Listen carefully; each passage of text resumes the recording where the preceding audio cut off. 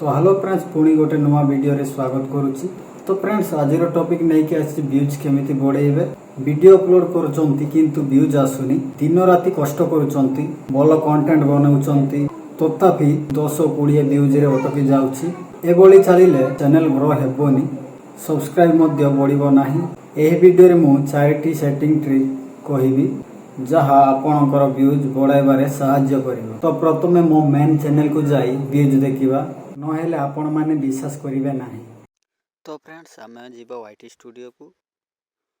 Studio को open करिबा। Open कला पर कंटेंट रे क्लिक करिबा। तो ए व्यू रे क्लिक करिवे। क्लिक कला पर तो ए ऊपर देखुथिबे एटी आपण क्लिक करिवे। तो मैं क्लिक कली, तापर मस्ट व्यूज रे क्लिक करिवे, तापर अप्लाई रे क्लिक कर देबे। तो देखि पारथिबे केते व्यूज आसुचे देखंतु 1.3 मिलियन। तापर गोटे आसीची 7,30,000। तापर गोटे आसी 5,70,000। तापर गोटे आसीची 3,35,000। तापर 2,90,000।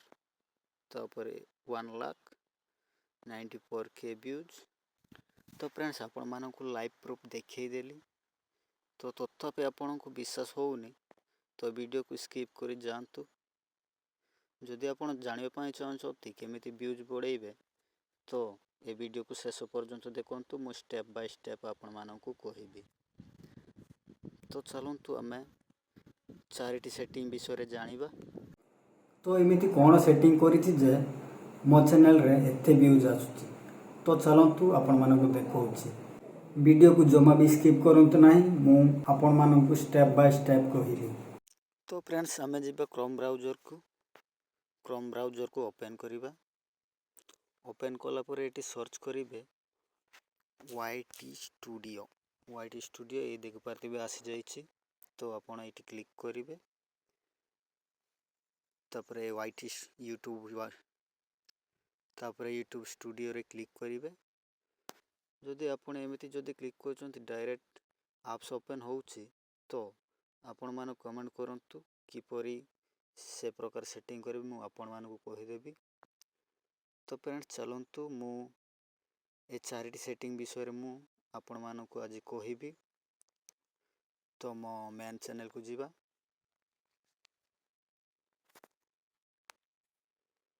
तो ओपन हो गला। तो स्टेप बाय स्टेप आपण मानकु कहिबी, जमा भी स्किप करंतु नाही, बहुत ही इंपोर्टेंट सेटिंग। तो आपण एटी क्लिक करिवे सेटिंग रे। तळु को देखि पारथिबे ए सेटिंग रे क्लिक कला पर आपण जो डिफॉल्ट यूनिट रे इंडिया रुपीस करि देबे। तो चैनल रे जीवे। चैनल रे क्लिक कला पर आपण ए कीवर्ड देख पारछंती। तो आपण को चैनल जो कीवर्ड जो नाम हेइथिबो से नाम एटी क्लिक करिवे 2-5 कीवर्ड रे। तो एडवांस रे जीवे। एडवांस रे गला पर तो एटी देख पारथिबे एटी नो करि देबे। तापर फ्यूचर एलिजिबिलिटी रे क्लिक करिवे। तापर एटे सब कंप्लीट करि देबे। तापर अपलोड डिफॉल्ट रे क्लिक करिवे। तो एटी किछि करिवा दरकार नाही। तो एडवांस सेटिंग रे जीवे। सेटिंग रे गला पर आपण एटी कैटेगरी सिलेक्ट करिवे। जहाँ आपण कैटेगरी सेटा आपण सिलेक्ट करिवे। तो मोर एंटरटेनमेंट कैटेगरी, सेति पय मो एंटरटेनमेंट कैटेगरी सिलेक्ट करूची। तो आपण a language and skip certification रे क्लिक करिवे। तो आपण ओडिया, तो ओडिया क्लिक करिवे। जदि हिंदी वीडियो अपलोड करछंती तो हिंदी क्लिक करिवे, हिंदी सिलेक्ट करिवे। तो एटा हेइ गला। तो ए टाइटल एंड डिस्क्रिप्शन एटी देखि पारथिबे। एटी सिलेक्ट कल आपण जो ସ୍ପେଲିଂରେ ଲେଖୁଛନ୍ତି ସେଇ ସ୍ପେଲିଂ ଆପଣ କ୍ଲିକ୍ କରିବେ, ସିଲେକ୍ଟ କରିବେ। କ୍ଲିକ୍ କରିକି ତ ନ କଲେ ବି ଚଳିବ। ତ କମେଣ୍ଟରେ ଆପଣ ଅନ୍ କରିବେ ଅଫ୍ ହେଇଥିଲେ। ତ ଏବେ ଯିବା ଆଡ୍ କ୍ୟାଟେଗୋରିଜ୍। ଏଠି କିଛି କରିବା ଦରକାର ନାହିଁ। ତ ଆମେ ଯିବା ପରମିଶନରେ ବି କିଛି କରିବା ଦରକାର ନାହିଁ। କମ୍ୟୁନିଟି ମଡରେସନରେ ଯିବା। ଏଠି ବି ଯାହା ସିଲେକ୍ଟ ହେଇଛି ସେମିତି ହିଁ ଥିବ। ତ ଫ୍ରେଣ୍ଡସ୍ ଆଉ ଗୋଟେ ଇମ୍ପୋର୍ଟାଣ୍ଟ ଅଛି ଯେ ଆପଣମାନଙ୍କୁ ଦେଖାଉଛି। ତ ଏବେ ଆପଣ ଏଠି କ୍ଲିକ୍ କରିବେ। ଯଦି ଫଟୋ ଲଗେଇ ନାହାନ୍ତି ଲଗେଇଦେବେ। ତାପରେ ଆପଣ ଡିସ୍କ୍ରିପ୍ସନ୍ ଯାହା ଏବେ ChatGPT ଅଛି ସେଠି ଆପଣ ଯେମିତି ଲେଖିବା ପାଇଁ କହିବେ ସେମିତି ଲେଖିଦେବ। ତାପରେ ଏଠି ପେଷ୍ଟ କରିଦେବେ।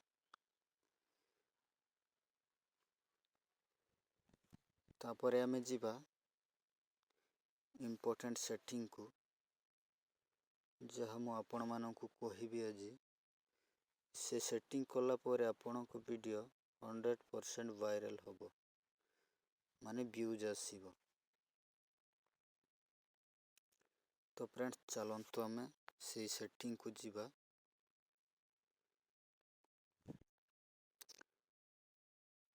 ତ ଫ୍ରେଣ୍ଡସ୍ ଆପଣମାନଙ୍କୁ ଭୁଲିଗଲି। ତ ମେନ୍ ଇମ୍ପୋର୍ଟାଣ୍ଟଟା ହେଉଛି ତାପରେ ଆଡ଼ଭାନ୍ସ ସେଟିଂରେ କ୍ଲିକ୍ କରିବେ। ତାପରେ नो ସେଟ୍ ଦିସ୍ ଚ୍ୟାନେଲରେ ଆପଣ ସିଲେକ୍ଟ କରିବେ। ତ ଫ୍ରେଣ୍ଡସ୍ ଏହା ଥିଲା ଇମ୍ପୋର୍ଟାଣ୍ଟ ସେଟିଂ। ଭିଡ଼ିଓଟି ଭଲ ଲାଗିଥିଲେ ଲାଇକ୍ କରନ୍ତୁ, ଆଉ ଚ୍ୟାନେଲରେ ନୂଆ ଆସିଥିଲେ ସବସ୍କ୍ରାଇବ୍ କରନ୍ତୁ। ତ ଫ୍ରେଣ୍ଡସ୍ ମୁଁ ଠିକ୍ରେ କହିପାରୁନି କାହିଁକିନା ମୁଁ ନୂଆ, ତ ମୋତେ କ୍ଷମା କରିବେ। ମୁଁ ଧୀରେ ଧୀରେ ଅଭ୍ୟାସ ହେଇଯିବି।